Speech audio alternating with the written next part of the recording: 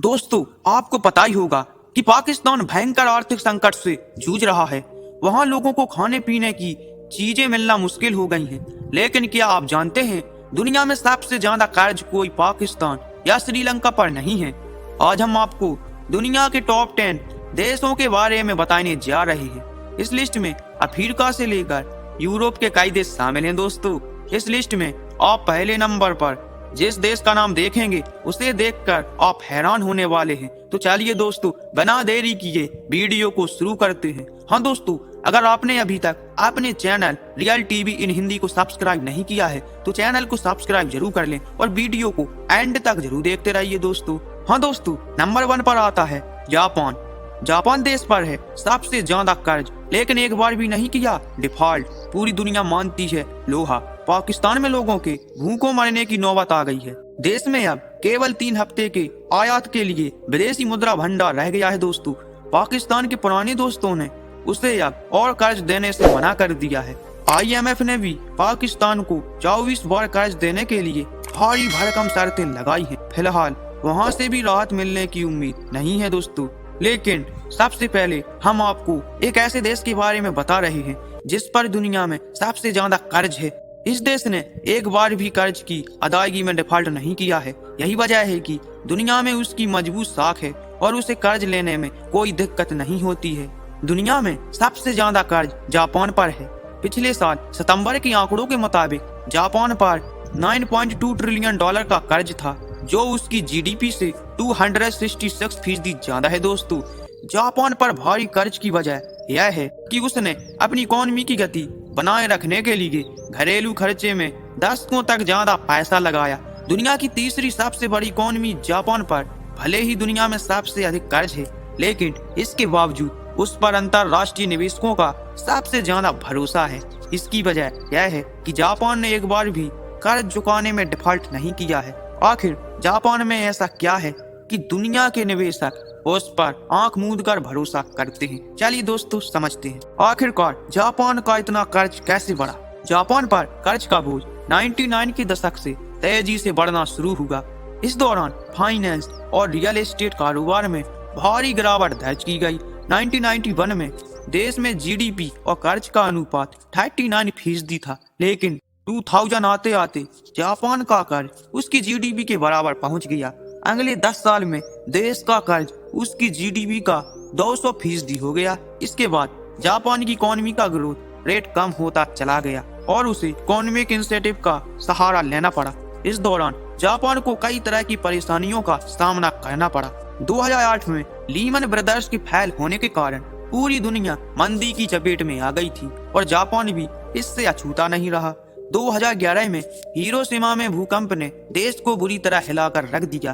फिर देश को सुनामी से हुई तबाही का सामना करना पड़ा और बची खुची कसर कोरोना ने पूरी कर दी। इस दौरान जापान ने बड़े आर्थिक प्रोत्साहन पैकेज का ऐलान किया। देश में जरूरी खर्चों को पूरा करने के लिए बॉन्ड्स को बेचना शुरू किया, यानी जापान अंतरराष्ट्रीय बाजार से पैसा उठा रहा है। सुरक्षित निवेश में विश्वास करने वाले निवेशकों के लिए जापान पहली पसंद है। दुनिया में सबसे ज्यादा कर्ज होने के बावजूद जापान को कर्ज मिलने में कोई दिक्कत नहीं होती है। दोस्तों, जापान आज तक किसी भी कर्ज पर डिफॉल्टर साबित नहीं हुआ। साथ ही उसने बेहद कम ब्याज पर सरकारी बॉन्ड्स के जरिए लोन लिया है। जापान के साथ खास बात यह है कि वह दूसरे देशों की करेंसी में लोन नहीं लेता है। जापान सारा कर्ज उसकी करेंसी येन में है। इससे जापान का केंद्रीय बैंक अंतरराष्ट्रीय मुद्रा बाजार में होने वाली उठापटक से कम प्रभावित होता है। जापान पर कर्ज का 90% हिस्सा जापानी निवेशकों का है। यही वजह है कि जब बाकी दुनिया में ब्याज दरों में भारी इजाफा हो रहा है, तब भी जापान में यह काफी कम है। जापान का है दुनिया का सबसे पावरफुल पासपोर्ट। जापान का पासपोर्ट दुनिया में सबसे पावरफुल माना जाता है। अगर आपके पास जापान का पासपोर्ट है तो आप बिना वीजा के 193 देशों में जा सकते हैं। जापान के पासपोर्ट के साथ आप बिना वीजा के दुनिया के 85% देशों में जा सकते हैं। हालांकि देश में जन्म दर तेजी से गिर रही है। जापान के प्रधानमंत्री ने इस चिंता को जताई है। सरकार देश में जन्म दर बढ़ाने के लिए खर्च 2 गुना करना चाहती है। सरकार के अनुमान के मुताबिक 2022 में 8 लाख से कम बच्चों ने जन्म लिया। जापान ने साल 1899 में आबादी का रिकॉर्ड रखना शुरू किया था और उसके बाद पहली बार देश में एक साल में 8 लाख से कम बच्चों का जन्म होने का अनुमान है। ग्रीस, कर्ज के मामले में दूसरे नंबर पर ग्रीस आता है। इस देश पर कुल 379 बिलियन अमेरिकी डॉलर का कर्ज है दोस्तों, जो जीडीपी का 177% है। लेबनान, दुनिया में सबसे ज्यादा कर्ज लेने वाले देशों की सूची में तीसरे स्थान पर लेबनान आता है। ये देश मध्य पूर्व में स्थित है। इस देश पर कुल कर्ज 97.7 बिलियन अमेरिकी डॉलर है। ये कर्ज इस देश की जीडीपी का 151% है। इटली, कर्ज के मामले में चौथे नंबर पर इटली आता है। यूरोप का ये खूबसूरत देश भारी कर्ज में डूबा हुआ है दोस्तों। इस देश पर कुल 2.48 ट्रिलियन डॉलर कर्ज है, जो इस देश की जीडीपी का 135% है। Singapore, south east country Singapore, जहां घूमने के सपने आपने कई बार देखे होंगे दोस्तों। ये देश 1.7 ट्रिलियन डॉलर के कर्ज में डूबा हुआ है। ये कर्ज के मामले में 5वें स्थान पर आता है दोस्तों। ये कर्ज जीडीपी का 127% है। केप वर्डे, दुनिया में सबसे ज्यादा कर्ज लेने वालों की सूची में 6वें स्थान पर अफ्रीका का द्वीपीय देश आता है दोस्तों। इस देश का नाम केप वर्डे है। इस देश पर 2.51 बिलियन डॉलर का कर्ज है दोस्तों, जो जीडीपी का 125% है। पुर्तगाल, यूरोप का एक और देश कर्जदारों की टॉप 10 लिस्ट में शामिल है दोस्तों। इस देश का नाम पुर्तगाल है। कर्ज लेने के मामले में ये देश 7वां स्थान रखता है। इस देश पर 254 बिलियन डॉलर का कर्ज है, जो इस देश की जीडीपी का 117% है। अंगोला, अफ्रीका के कई देश कर्ज के चुंगल में फंसे हुए हैं दोस्तों। इसमें अंगोला दुनिया में 8वां स्थान रखता है।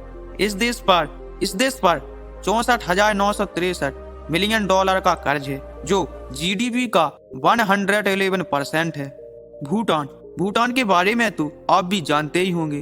भारत का ये पड़ोसी देश दुनिया में कर्ज लेने के मामले में 9वां स्थान रखता है। इस देश पर 2.33 बिलियन डॉलर का कर्ज है, जो इस देश की जीडीपी का 110% है।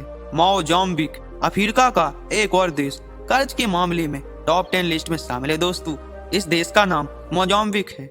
इस देश पर 17.21 बिलियन डॉलर का कर्ज है, जो जीडीपी का 119% है दोस्तों।